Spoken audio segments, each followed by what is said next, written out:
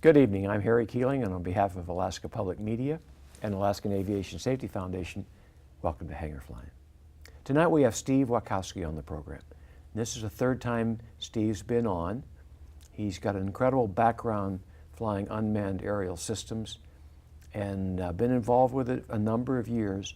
And he's up here in Alaska right now, and we're going to talk primarily about what's going on in Alaska, and I think the guy that can tell you about that is Steve Wackowski. Wacko, welcome back. Thanks, it's great to be back, and I appreciate the time you give me on this segment to talk about my hobby and my career all in the same breath. It's a blast to be in this emerging technology. So talk about what's going on in Alaska.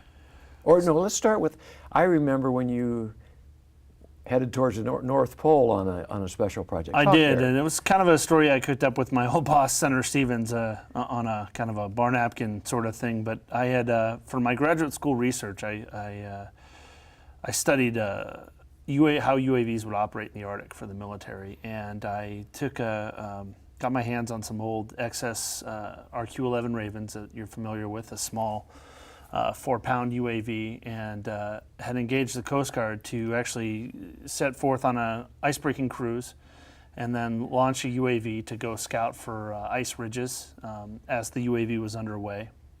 And it's a longer than our 6-minute segment, but was able to successfully get about a dozen flights off the icebreaker to prove that, to get ice reconnaissance, we didn't need to put a manned crew, a helicopter crew, which are very expensive, and it's a very dangerous, unforgiving place to operate. To just go look at ice, we could use a drone or a UAV to go look at that ice. So I did that as part of my research. I conducted a dozen successful flights, and then I'm proud to say that the Coast Guard, our U.S. Coast Guard, has continued on with that effort over the last couple of years.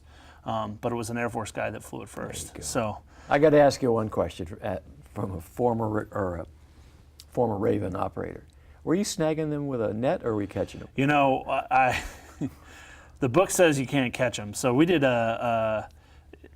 we did kind of a mix. Actually, I just did hard landings most of the time under control, and as you know, the Raven breaks apart with kinetic energy. It's meant to do that, and it doesn't need a runway to land. And so I landed on the deck, and then I had a couple Coast Guard cadets actually out there who wanted to catch them. The Raven has the propeller in the back, so it keeps any of the spinning parts safe away from fingers and eyeballs. So it was good fun for called it graduate research.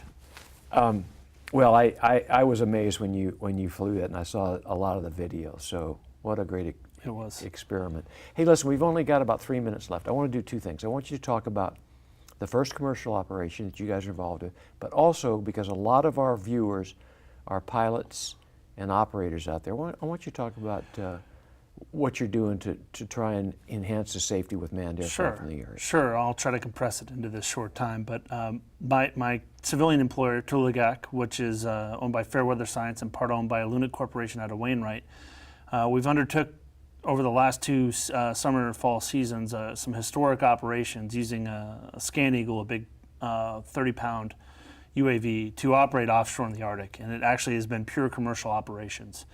And part of that is to, again, look at sea ice, look at marine mammals in the oil lease area, places where we don't want to put pilots in that dull, dirty, dangerous mission set. Part of that, knowing that there are a few sparse operators in that area, and part of our agreement with the FAA was to really undergo a robust coordination and deconfliction plan with the local airspace.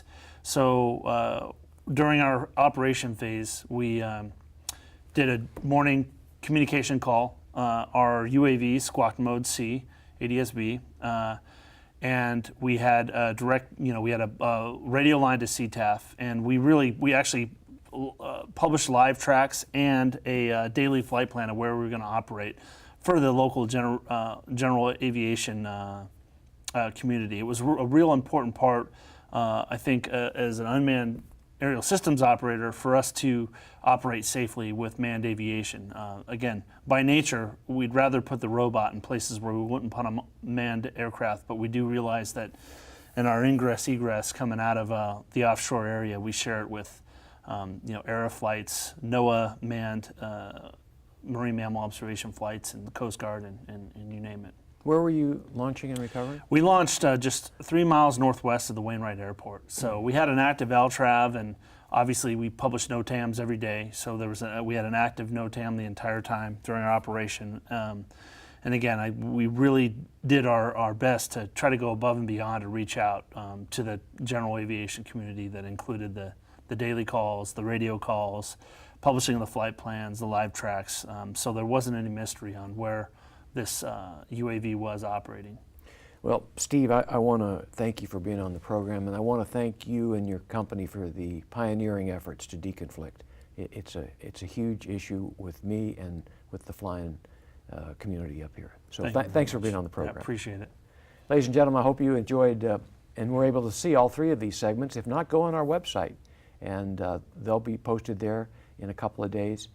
And again, this is the future, ladies and gentlemen, and we've got to do it safely. And there's two elements to that. One of them is the modelers, which we're not going to talk about tonight, but there's very strict guidelines for them. But you can see that Steve and his company and the other folks are trying their very best to fly their unmanned aircraft in the same airspace as manned aircraft and do it safely. So, Steve, thanks for being on the program. Ladies and gentlemen, until next week, fly safe.